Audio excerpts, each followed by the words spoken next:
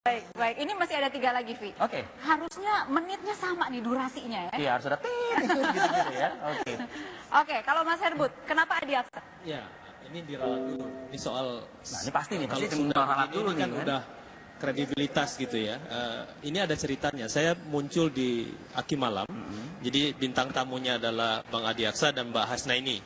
Jadi waktu itu Balkis bertanya, kalau yang berdua ini bagaimana Mas Heri? Saya bilang punya kans berdua ini, lalu Jakarta memang perlu pemimpin berani, dan yang paling penting adalah humanis. Jadi saya ralat dulu nih, sebenarnya belum memiliki pendukung, ya siapa yang didukung. Saya lebih fokus begini, bahwa Jakarta ini memang perlu pemimpin yang berani, kita sepakat.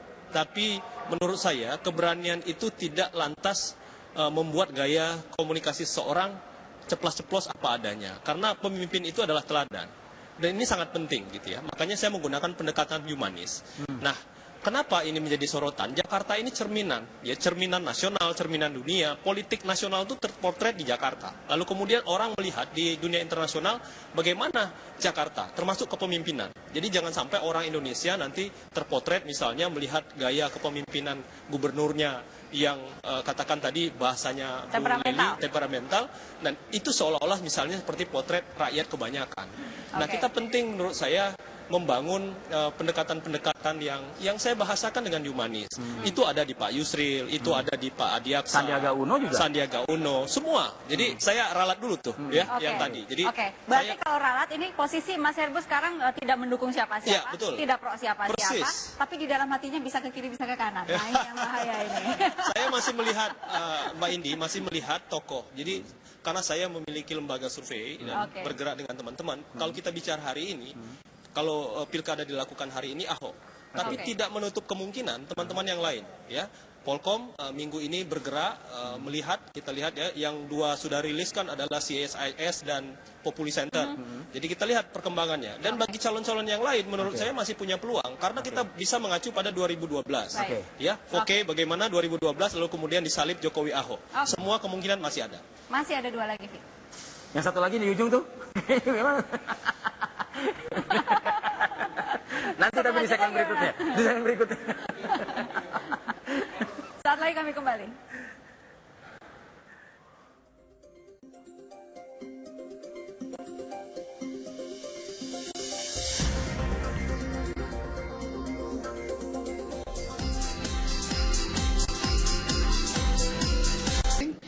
Nyari skala cukup kok. Ya, nyari skala aja cukup. Memang prosedur partai ya begitu. Kalau prosedur partai ya harus buka. Kalau kamu mau ya harus daftar, memang prosedur partai. Oh enggak, kan kita nggak masuk partai. Nggak mau daftar juga, Pak? Maka kita lihat aja nanti gimana. Saya kira kita tetap independen diutamakan teman Ahok. Ini udah pasti, orang udah berjuang setengah mati kok. Tapi itu harus diputuskan, karena mesti ngisi. Kan nggak gampang nih, mesti mendaftarkan. Misalnya independen teman Ahok kan mesti diisi nih. Isi nama, gubernur dan calon gubernurnya. Berapa sih Pak yang teman Ahok itu harus 1 juta KTP Pak ya? Kalau ngisi kan syaratnya paling 150.000 sudah oke. 5.000 lebih cadangan sudah oke. Tapi kan mesti diisi. Lebih aman.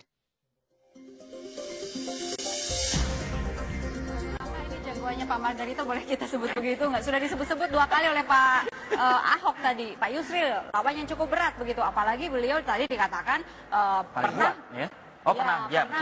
mencapres gitu. Salah satu calon kuat katanya. Setuju dengan itu nggak Bang? Saya setuju gitu ya. Dan dia jadi gubernur ini boleh jadi andil lebih banyak dari Pak Jokowi, bukan dia. Begitu. Satu ya. Yang kedua, Pak Yusril ngurus negara. Anda tahu kan transisi berhenti dari Pak Harto ke reformasi itu, kalau bukan Yusril yang kelola situasi kita bicara mengenai pemilu seperti sekarang. Tidak, pasti semua dikontrol oleh Pak Harto masa itu, tidak oleh Presiden. Jadi memang nggak level sih siapa kalau dari segi gini gitu ya, nggak level memang. Sedangkan dia dengan Ridwan Kamil, saya tadi sorry ya, kalau bilang Ridwan Kamil dan dia benar, nggak juga. Kan Ridwan Kamil itu sholat subuh. Tapi Pak Yusril itu cocok itu di ranah ini, di ranah nasional, bukan ranah lokal seperti. Loh, tadi kan manusia. Memang ada duta besar, ada kedutaan besar apa misalnya Singapura, Cina begitu, yang ada di Ambon sana. ada di Jakarta sini kan, Amerika ada di Jakarta sini kan, semua ada di Jakarta di sini. Jadi ini memang nasional. Semua orang juga kalau bicara politik ini Indonesia mini gitu. Ini oke, jadi masuk akal. Salah satu yang menjadi Pak Yusril begitu percaya diri, apakah karena tadi dikatakan oleh Pak Ahok, adiknya juga dikalahkan mungkin ya? Dikalahkan oleh adiknya Yusril. Iya. Ini Pak Yusril yang saya tahu orang rasional, sangat rasional begitu ya, dan dia orang politik. Saya kira dia masuk dalam dunia politik lebih dahulu dibanding dengan Pak Ahok gitu ya. Jadi saya yakin dia punya kalkulasi. Oke. Oke, kalau Sandiaga Uno di mata Anda bagaimana?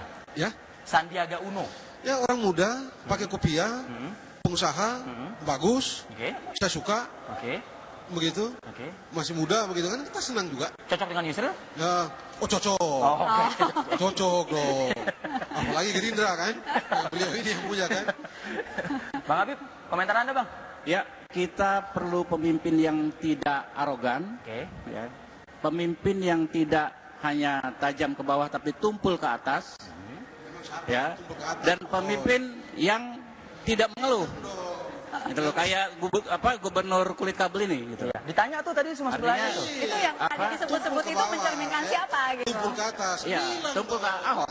Ahok. Artinya gini. Bilang dong, eh, dia berani orang Kalijodo, yang kecil, dia berani orang di... Jadi Pak Margarito Iya. Kamis itu, Iya. kalau hari Kamis on fire. On fire. Jadi abang mau ngomong masih dikasih dulu. Ya, jadi gitu. Kita bisa, kalau soal kemampuan manajemen segala macam, tentu kita tahu salah satu calon Gerindra itu Pak Sandiaga Uno, kita tidak ragukan. Dia seorang yang muda, tapi dalam usia yang muda dia sudah berhasil menjadi pengusaha yang sukses. Dia memimpin organisasi pedagang pasar juga, walaupun baru kemarin, tapi sudah kita lihat hampir tiap hari dia turun ke bawah. Artinya sangat tidak diragukan. Syarat Walaupun, aja nggak sih kesannya kayak turun ke bawah itu syarat aja nggak sih buat Sandiaga Kenapa? Uno gitu? kalau syarat saja sih tidak ya, karena kita tahu bahwa Sandi ini, kalau di Gerindra, kalau saya menilai ya, walaupun kita belum putuskan, ini saya perlu garis bawahi. Dia ini orang yang ingin mendapat sesuatu dengan proses yang baik. Dia mau jadi gubernur misalnya, dia mendaftar jadi anggota Gerindra.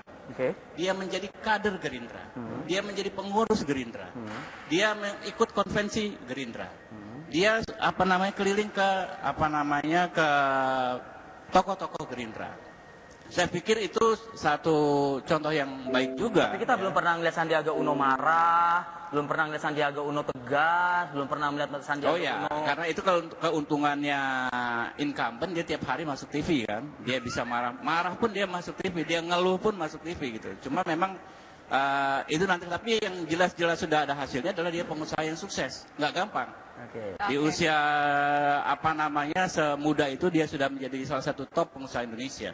Oke. Ya, bukan berarti juga pengusaha sukses itu bisa langsung memimpin Jakarta Oh ya, yang ya. multi Tapi ras, tentu multi-religion, dan lain-lain. kita tahu di situasi yang sesulit ini ya, di generasi kita yang sulit begini, untuk menjadi pengusaha yang biasa-biasa susah, apalagi pengusaha. Sandiaga Uno, saya Pak tertarik Sandi. dengan pernyataannya Indi tadi tuh. Jakarta ini keras, sepakat ya? Jakarta ini keras karena multi etnis, multi kultur seperti itu.